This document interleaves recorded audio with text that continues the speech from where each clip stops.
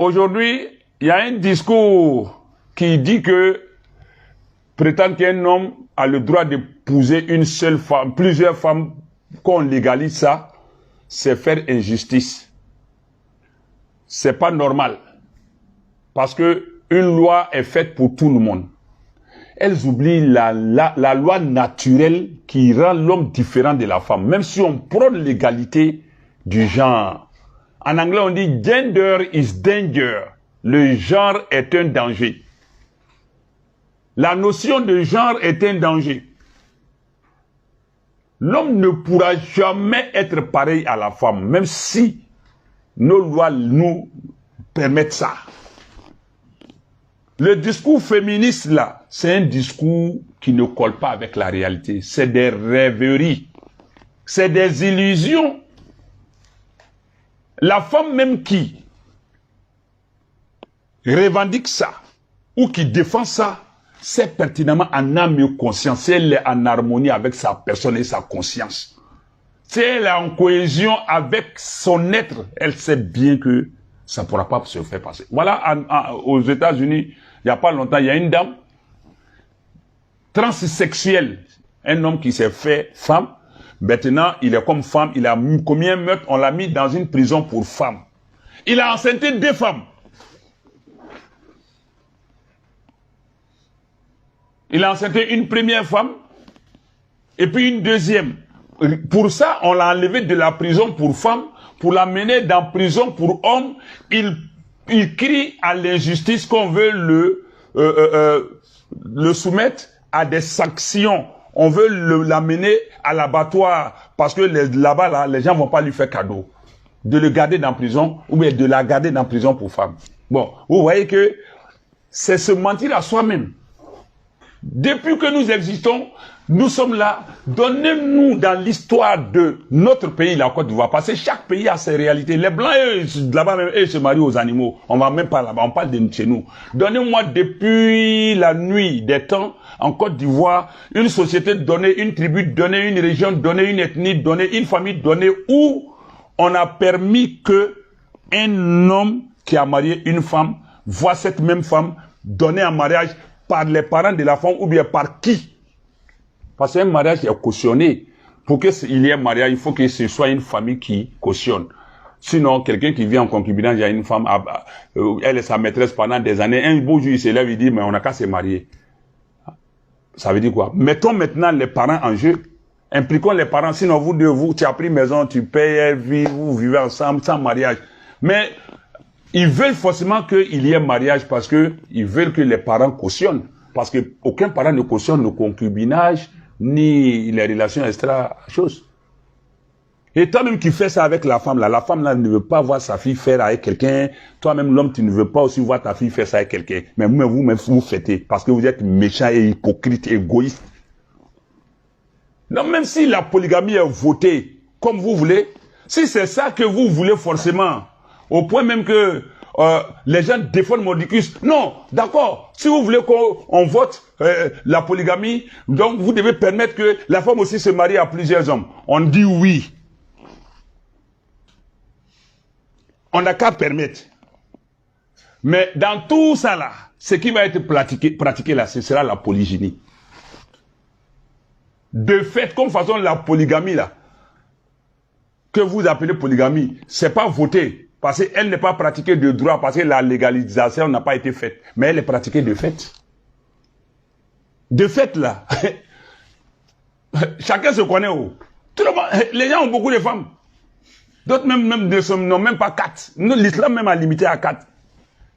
Sinon, ce n'est pas la religion qui a envoyé la polygamie. Hein. Comme on le dit. Qu'un homme marie plus d'une femme, là, ce n'est pas l'islam qui a envoyé.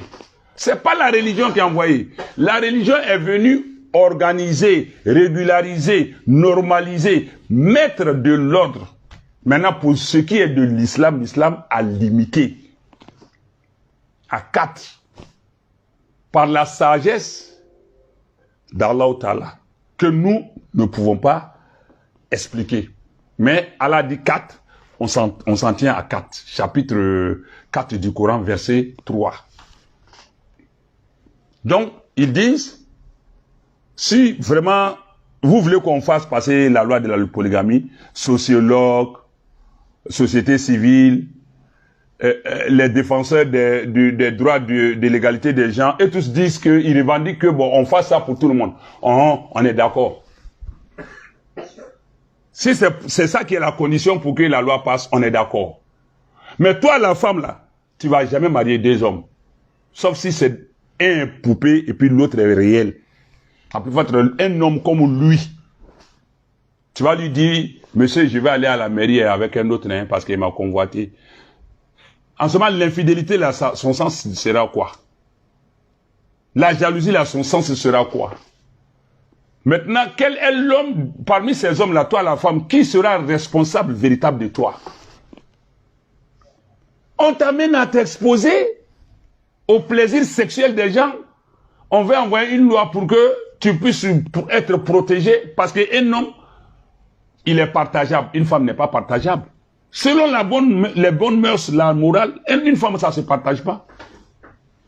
Femme que tu n'as même pas mariée, là, elle est ta copine, là. Chez vous, là-bas, ceux qui font ça, là, quand il apprend qu'elle est avec quelqu'un d'autre encore, ça barde. Ou bien, c'est pas mariage, hein. Ses parents ne te l'ont même pas donné, mais tu apprends qu'elle sort avec quelqu'un d'autre, ce qui n'est même pas normal. Mais la jalousie peut te tuer. Ça pousse des gens à des actes qui ne sont pas vraiment à relater. À plus forte raison, quelqu'un qui a préparé le mariage avec toi, il a fait tout, il a pris maison, tout. Lui, il t'a marié. Et puis maintenant, toi, tu es marié avec un autre. Parce que c'est l'égalité. Un homme qui prend deux femmes, moi aussi, une femme, je dois prendre deux hommes. Faut prendre. Maintenant, là, l'homme qui a pris deux femmes, là, lui au moins, s'il a enceinté celle-là, il a enceinté celle-là, il a enceinté celle-là. Elles sont quatre, elles sont toutes enceintes. On sait que toutes ces femmes-là, celui qui est enceinté là, c'est lui-là. Toi, tu es avec des femmes, tu es enceinte, qui va faire extrait de l'enfant? Ou bien tous tes extraits là, c'est ton nom selon, mais pas le nom de papa dessus. Et puis vous cautionnez ça. Est-ce que c'est concevable qu'une femme se marie à plus d'un homme même? Les filles même qui se probènent là, qui se pavanent là, quand elles sont enceintes, les parents demandent qui t'a enceinté même. Pour trouver papa de ça même, c'est pas là.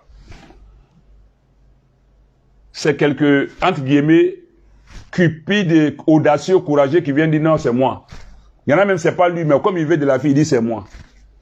On dit toi, tu es courageux, toi au moins, voilà. Faut entretenir l'enfant, on va te donner une autre fille. Là-bas, même pour trouver papa, c'est pas là. Et puis toi, tu es marié à quelqu'un, il paye maison, il te soigne. Donc le jour où tu tombes malade, quel est l'homme qui va aller à ton chevet à l'hôpital? Le jour où tu décèdes là, qui revendique ton corps? Quelle belle famille va te rendre visite, sachant que tu es marié à celui-là? C'est quelle famille qui sera ta belle famille?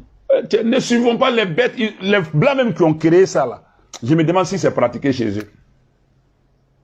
Égalité des gens. Donc si un homme se marie à deux femmes, il faut que moi aussi, on permette que les femmes aussi se marient à plusieurs hommes. Madame, la plus grande perdante, c'est toi. Vous les femmes là, vous êtes les plus grandes perdantes et puis les plus méchantes parce que les enfants qui vont naître là, ils n'auront pas de papa précis.